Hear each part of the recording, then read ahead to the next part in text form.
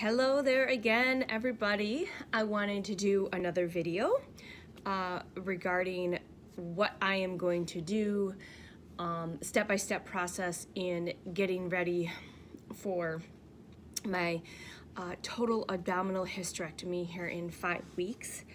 I wanted to talk to you guys really quick, keeping it real, trying to keep it no bullshit, just being honest.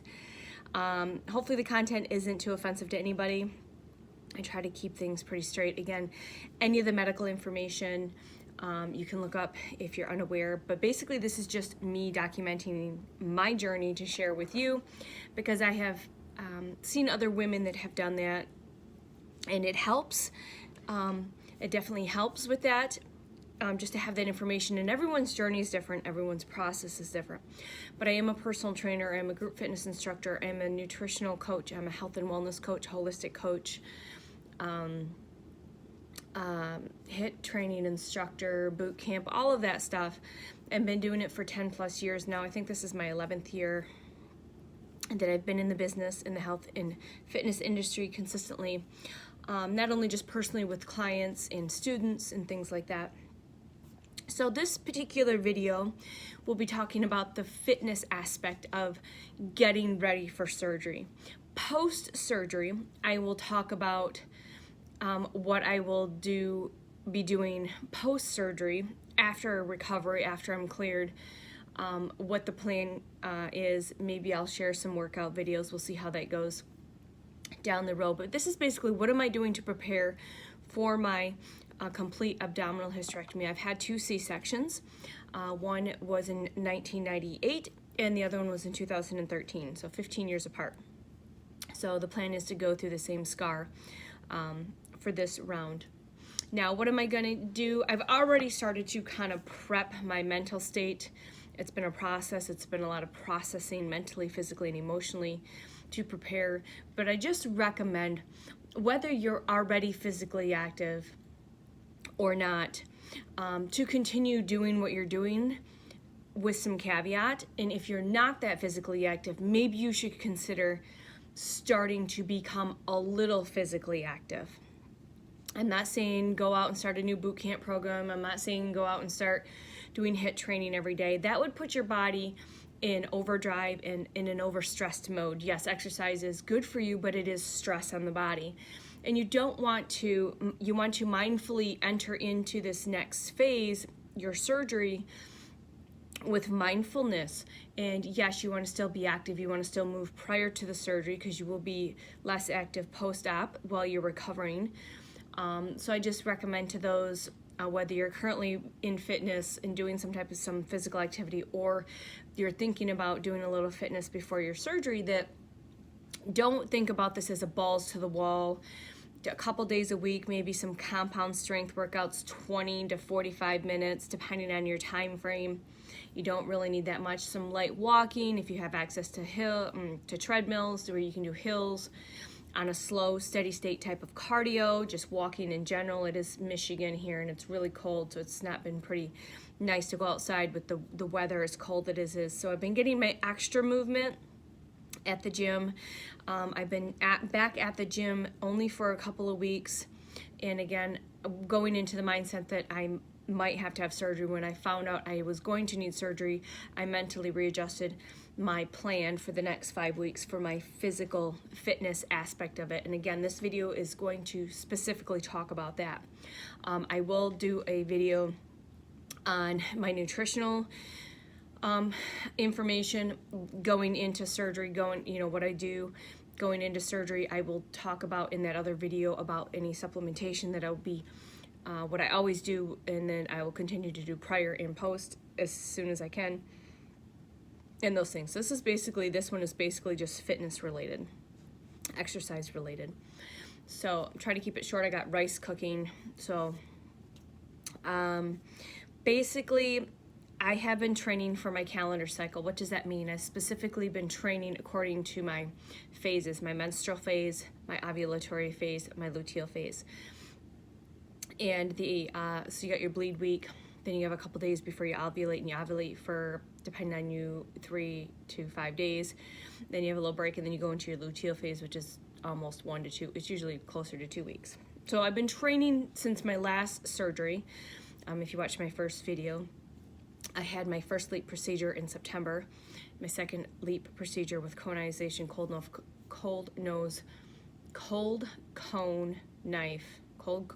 knife conization. I apologize for the stumbling of the words, in December. So again, my training has been not only focused on adjusting not only my nutrition over the last couple of years around my menstrual cycle and my hormones, but also my fitness. And I wish I knew this a long time ago. I wish I had gotten this information a long time ago, because it would have been really helpful with how I would feel. I would always push through and typically overtrain during certain parts of the month. Now I try to do it more intuitively and according to hormones and my calendar cycle. And again, I will still continue to try to do that post-op once I'm able to recover, because I will still be producing testosterone, progesterone, and estrogen, because I will have my ovaries. So we'll see how that goes, if I will still follow kind of that calendar cycle type of training and nutrition post-surgery. So basically that looks like the first week when you're bleeding, you don't want to be doing a lot of heavy lifting, you don't want to be doing a lot of HIIT training, you don't want to do a lot of intense type of exercises. Typically you want to say that for like week 2 or your ovulatory type of window, where you can get away with lifting a little heavier, you can push yourself a little bit harder, maybe add more HIIT training in there, more high intensity workouts. And then going into your luteal phase, you want to start dialing it back a little bit, because you're more prone to injury in the late phase of your cycle versus the first half. And the reason is estrogen. Estrogen is more prominent in the front end and less dominant in the back end. You have more progesterone on the back end in your luteal phase. Estrogen is more protective of your tissues and your muscle and your ligaments, and you can be more susceptible to injuries towards the end, going into your bleed week, that luteal phase. If again, this information's out there, guys, if you want to look it up, go ahead and look it up. Anyways, so I am in my luteal phase right now, so my training has adjusted going into pre-op before surgery. So I did go heavy, and this is going to be my last week was my heavy week, where I pushed my body with heavier weights, less like HIIT training. It's still, I do more of like compound strengths or upper front body, upper back body, lower body type of stuff with some extra steps or movement. So basically from now until surgery, the game plan is 2 to 3 days a week, I will do some form of total body compound strength workout. What does that look like? If you've done any of Jillian Michaels' DVDs, you'll have a really good concept on how that looks. It's basically upper body, maybe upper body with lower body, a burst of cardio, some core stuff in there. You can do it you can change this up. I've done these many different ways. Lately, I've just been picking 5 to 10 exercises depending on my time frame. Sometimes it's a 20-minute workout, sometimes it's a 40-minute workout. And that's not including a warm up or cool down. You need to allow yourself to warm the body up and cool it down a little bit. So that's what it's going to look like between now and surgery. Is I'm going to do 2 to 3 compound strength workouts depending on how I feel, where my hormones are at. If I'm sleeping, I'm not sleeping really good right now. Perimenopause. Usually right now in my luteal phase, I really have a lot of insomnia. I toss and turn a lot. Again, I do herbs and supplements to help support that, but it's not always great. And if you don't get a good night's sleep, that can cause a lot of problems throughout the day and week, etc. So always try to get your sleep when you can. And if you need support, look at your nutrition, look at what you're doing before bed. If you need to supplement with herbs, CBD, melatonin, things like that. But just be mindful of that and do your research before you get into that. Again, this is just me and my personal experience. If you get into doing anything like that, always do your research and always talk to your physician while doing that, okay? What else? So on top of those 2 to 3 days of strength training compound workouts, I'm going to add in cardio movement. Again, I've been using the gym as a tool, and I will use the gym as a tool up until surgery unless something changes. So that means extra just hills, where I walk on the treadmill at a moderate to steady pace, and I adjust the incline. There's an elliptical or AMT machine, or just using a step bench, just things like that, just moving the body a little extra on top of those workouts. So 2 to 3 days a week of compound strength, and then cardio, again, 3 to 4 days. So ideally it would be, you know, if I'm feeling good, it could be just a 7-day-a-week thing, because if I'm doing cardio and I'm doing steady state and it's low intensity and it's not strenuous on the body, I can add that in there. But I always say you need to take a rest day, whether that's a complete rest day. Today was a rest day for me, but it was not a complete rest day. So it was an active rest day. So there's a complete rest day and there's an active rest day, right? A complete rest day would be where you're just doing little to nothing. Like you're just completely chilling out, you're pampering yourself, you're reading, you're just chilling out. An active rest day is where I would catch up on laundry, I'm moving around, I'm grocery shopping, I'm cooking, I'm cleaning. That's an active rest day. I'm still moving around, I'm not sitting on my backside, so it's still taking up energy, I'm still getting some steps in. So it's just good to do that. So, you know, 2 to 3 days of compound strength, and then 2 to 3 days or one more of active recovery, stretching, yin yoga, yoga in general, candlelight yoga. So I'm trying to keep my body balanced between now and surgery. I don't want to go into a new program and overstress my body, because when you overstress your body, it breaks down your immune system and you could be highly susceptible to infection, viruses, COVID. And so you got to be mindful of that. So you don't want to start a new program and go balls to the wall. You want to just do something gentle. You just want to do some movement, pick up some weight. I wouldn't say go too heavy, but still make it challenging, whether that's higher reps, doing it in a circuit type of a format, you know, things like that. So just still move the body, but be mindful. And I'm very fit. I've been doing this a long time. So what I do, I would not recommend for somebody else pre-surgery, unless they were kind of in the same state, because eventually what it's going to help me do is recover faster. That's the plan.